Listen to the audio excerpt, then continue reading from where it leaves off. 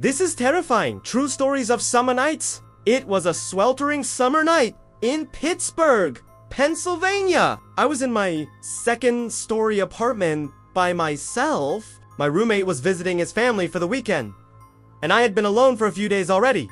My apartment was fairly large. It was one of those weird two-story apartments where the bedrooms were upstairs and the living area was downstairs. At this point, it was well past midnight, and I was getting ready for bed. I decided that I would watch one more episode of my favorite show and then finally go to sleep. I remember thinking it was going to be a great night to sleep with all of the windows open. The screens were in, so there was no way any bugs could get in. Plus, the street I lived on was really quiet. It was one of those streets where the houses were all vacant, except for the summers when their owners came back to stay. I turned off all of the lights except for the kitchen, which had this really cool warm glow coming from underneath the door. As I was watching TV, I heard a noise that made me jump out of my skin. It was very faint, but it sounded like someone was knocking on the window. I looked over, and it was just a branch from the tree outside hitting the window screen. I went back to my show, though. I never should have done that. A few minutes later, I heard it again. The unmistakable sound of someone knocking on my window. I walked over and peered out into the darkness. All I could see was the faint outline of a person on the other side of the window. I figured it was just some kids messing around, egging me on, so I didn't say anything. A few seconds passed, and then the knocking started again. I listened intently. This time, I could hear the distinct sound of soft, deliberate knocking on the glass. Each knock was spaced exactly 1 second apart. 1, 2, 3, 4, 5, 6. I felt a chill crawl up my spine. I pulled the curtains aside and gasped. There, standing on the other side of the window, was the most ghastly sight I had ever seen. It was a pair of eyes. They were pale and dark. Bottomless pits of endless black stared directly into my soul. I couldn't help but peer through the window slats. All I could make out was a pale face with the same bottomless eyes boring into mine. Its expression was cold and lifeless, devoid of any emotion. I don't know how long we stared at each other like that, but it felt like an eternity. I wanted to scream, but my voice was stuck in my throat. I was frozen in place, unable to move or speak. And then the creature did something that snapped me out of my paralysis. It ducked down, disappearing from view. I watched in horror as a pair of skeletal fingers slowly began to crawl along the edge of the window. The creature had somehow managed to pry open the window, but it wasn't opening it very far. It was moving slowly, methodically, inching its way inside. With a surge of adrenaline, I scrambled away from the window and ran to hide behind the couch. My heart was pounding in my chest, and I could feel my pulse racing through my veins. As I peeked around the corner, I saw the creature's pale arm slip through the window. Then, just as quickly, it was gone. I let out a shaky breath, trying to calm myself down. But then I heard a sound that made me freeze in my tracks. It was a knock, a loud, insistent knock on my front door. I knew I shouldn't answer, but my curiosity got the better of me. Who could be out this late at night? What if it was the police? Maybe they knew about the creature, and they had come to rescue me. But the rational part of my brain screamed at me not to be stupid. No one would be out this late unless they were trying to break into your house. Taking a deep breath, I crept closer to the door, my eyes wide with fear. As I peered through the peephole, what I saw made my blood run cold. Standing on the other side of the door was a pair of glowing eyes, the same eyes I had seen in the window. But now, they were closer. Much closer. And then I heard a raspy voice that seemed to come from nowhere and everywhere at once. "Let me in," it whispered. "Please, let me in." My mind raced, trying to come up with a plan, but I couldn't think of anything. The creature was too strong. It had already broken the window.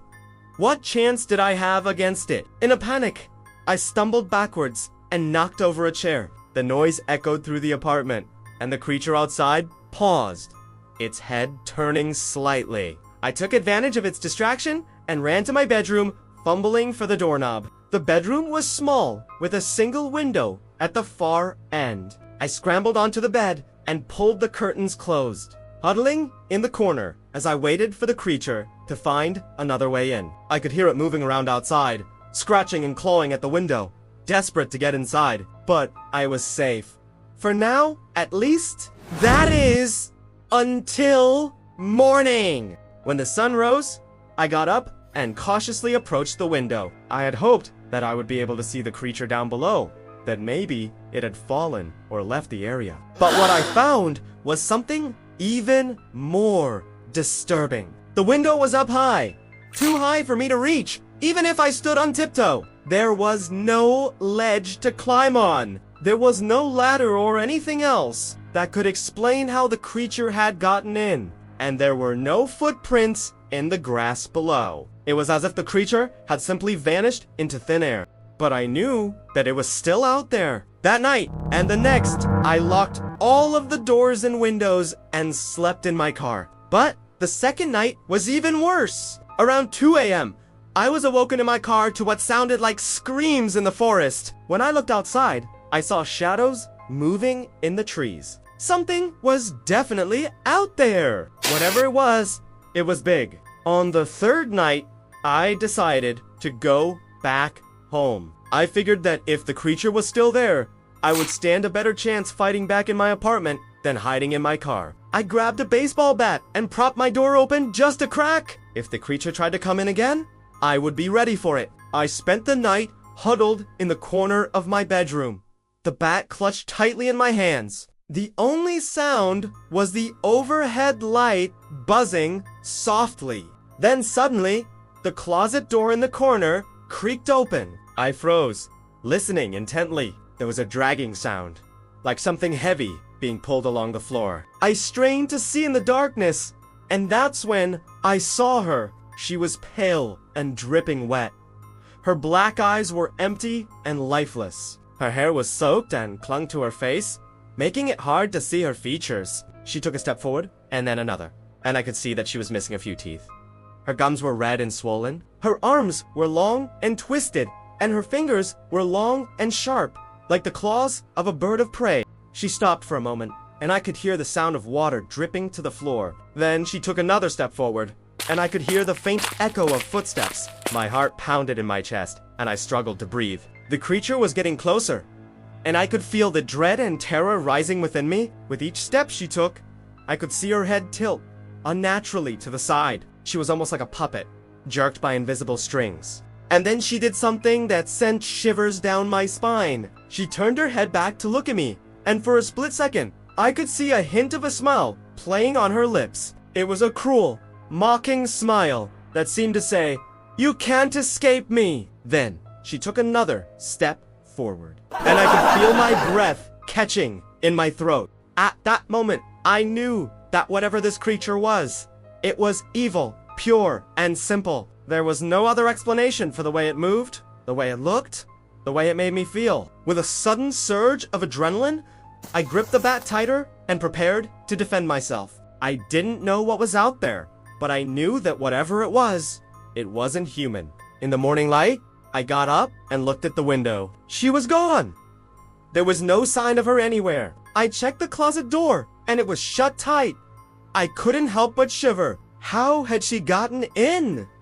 How had she gotten out? I searched the room, but there was no sign of forced entry. The window was locked. The curtains were intact. It was as if she had simply appeared out of thin air. But that wasn't the most disturbing part. After I left the apartment that morning, I came back that night to find that the window was open again. Whoever or whatever had come in and out of my apartment had done it again. But that wasn't the worst of it. As I stood there staring at the window, I heard 2 soft knocks on the glass. I jumped and spun around, my heart racing, but there was nothing there. I looked back at the window, but the creature was gone. Or was it? Had it been watching me the whole time? That's when the final shot of the video plays. The camera slowly panned toward the window, and everything goes black.